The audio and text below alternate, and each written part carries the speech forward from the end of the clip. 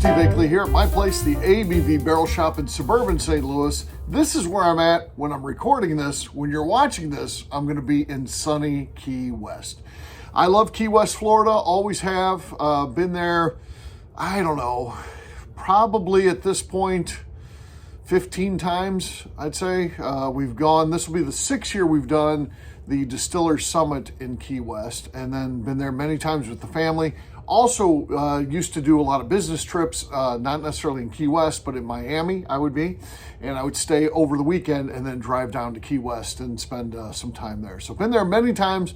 Love it, love everything about it. Love the weather, love the bars, love the fact that it's not necessarily kid-friendly. Hey, I had a kid too. I took to places like Disney, and I think family vacations are great, are fun. And, when I had a kid that was of age appropriateness to go to those sort of places, I loved it. I was into it. But now that I'm kind of past that, my daughter's 27 years old, I like going to a place where there's not necessarily a lot of kids. And Key West certainly fits that. I think it's every bit as cool as going to like New Orleans. I have fun in New Orleans, like going to the bars. It's that kind of vibe and that kind of thing. But it just feels much more safe. I like the weather better. The upside of the weather is better there. It's even in, the coldest part of the winter is when we like to go. We go in late January. And New Orleans is going to be much nicer than it is in St. Louis, but it's not as nice as it is in Key West. A lot of times we'll hit temps in the 80s down there. Every time I've been down there, I've worn nothing but shorts, and it is just exciting and fun. This concept of the Distillers Summit is something that Royce Neely and I came up with. It was back when we did that trip where we went to see the Great Dick Stoll.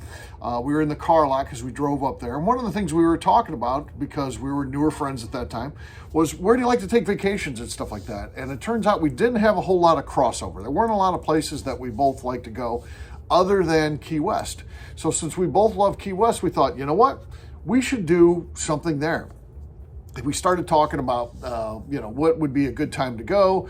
We both decided winter is good. It's not a lot going on. I don't do a lot of bourbon stuff because I don't necessarily like to travel because I'm in the car all the time and schedule things like interviews or trips like that in Kentucky because weather can be bad there. Now you're saying, well, you're traveling to get down to Key West. I get that. But if I can make it out of the cold states, once I hit Florida, or Georgia, Florida, I don't have to worry about any of that stuff. And then I'm done. And that's always been how I've approached it. So get away from the cold weather, not send me to a destination that's in the cold weather where I might be leaving St. Louis, which could actually be okay, and going to Kentucky where it could be bad, or vice versa.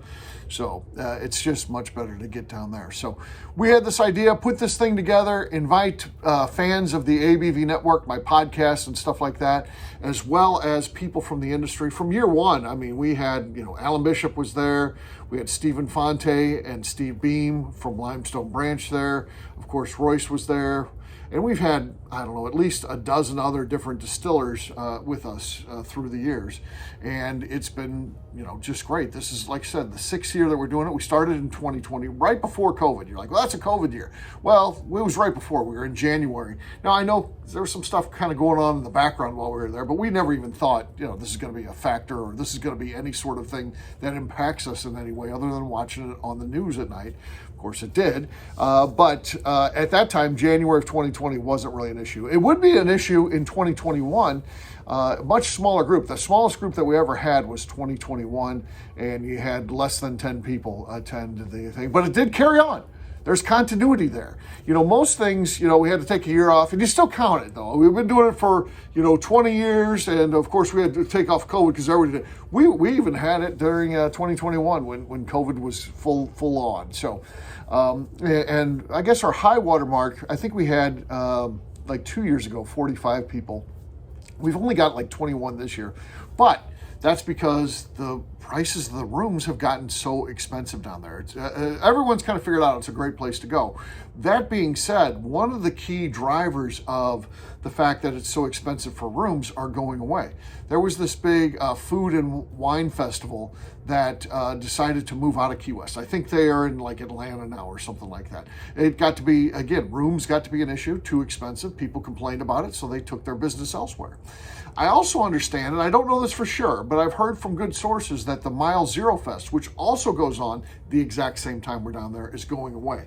So you take those two equations out of the mix, this could make it for much more affordable pricing moving forward. So I'm liking the idea. Hopefully that impacts us in a good way. We'll see some lower prices. I always like going there during those festivals. People be like, you gotta be crazy to go to Key West when these are going on. Well, not necessarily, because the wine festival that would be happening, wine and food, they have a scheduled itinerary. As long as you're not going to the places that they have scheduled, you're not going to interfere and run into those people. And then the Mile Zero Festival is actually a musical festival that's off-site. Those people are all pulled away from Key West. They're down there, their evenings will be spent, in Duval Street and that type of stuff. But I'm not down there at 2 and 3 in the morning, by the way. Well, so there's people from our group that do, and you can do whatever you want when you go. But, I'm in bed a little bit earlier than that. I'm out there having fun during the day. It was actually not crowded at all. What we always like to say is, we'd be down there in January, one of the most crowded times of Key West, and we could take groups of 20 or 30 and go to a restaurant, and most of them would be able to seat us. So that was one of the good things about the fact we'd be down there at festival time, especially festivals that weren't necessarily in Key West proper. So moving forward, I'd love to see the hotel prices go down. And if that happens, man, you got to consider coming down. I mean, the weather is great. We always have a great lineup of people. We do a lot of different sort of events down there. We've done sunset cruises and, the Hemingway House. This year we're going to be doing like a sandbar cruise is one of the things that we have going on. We're doing a pub crawl. I think that's going to be a yearly event moving forward. 10 different pubs, and you got to have a drink at each, and if you finish all of them, you get a t-shirt. So that's kind of a fun thing that we're doing this year. And then we've got, we always do something business related. We've done some awards and stuff like that in the past. This year, the business related thing is we're doing a bourbon dinner. That's open to everybody in Key West. I think there's going to be over 100 people at the dinner, and it's got all of our distillers are going to be involved in that. So you've got Royce Neely from Neely Family Distillery, Ryan Thompson from 10th Mountain Distillery, Macaulay Mitten from Dark Arts. You've got Taylor Morley from Redline, and then Paul and Mary Beth Tomaszewski will be there from MB Roland. So those 5 distilleries, I'll kind of be the MC of the night, introducing them when it's their course or their round to talk, whether it's a cocktail or something that's incorporated into the food, their whiskey. They'll talk about the whiskey itself. So it's going to be a really fun night.